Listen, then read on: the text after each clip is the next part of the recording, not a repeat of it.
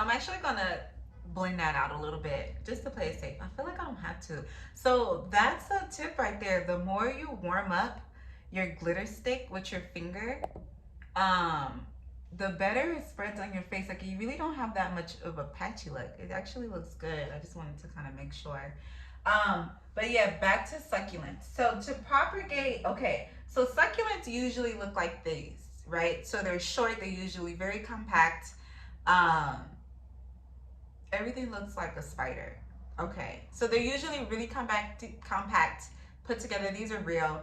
But so to propagate succulents like those, because you can't really cut a piece off, what you do is you take a leaf of a succulent, and you put it into soil like this one. Okay, so this is also a burro's tail.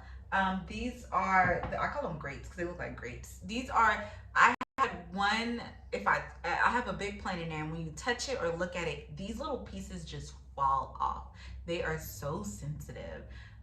So I had a whole bunch fall off, and what I did was you take the leaf of succulents and you put them on top of soil. And then you take a little water every like 2 or 3 days and you just kind of sprinkle it like to mimic rain.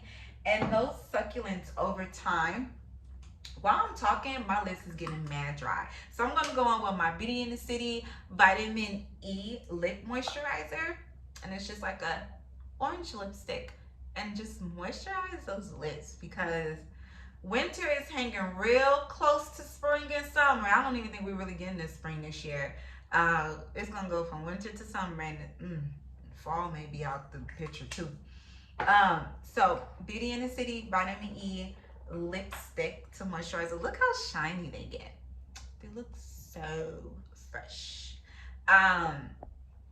So yes, then I'm gonna go in with my Beauty in the City mascara. Such nice packaging. All the packaging on these products are amazing.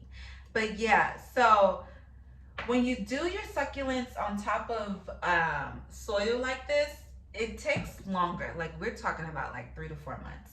I have never even done this, so I don't even know if I'm doing it right.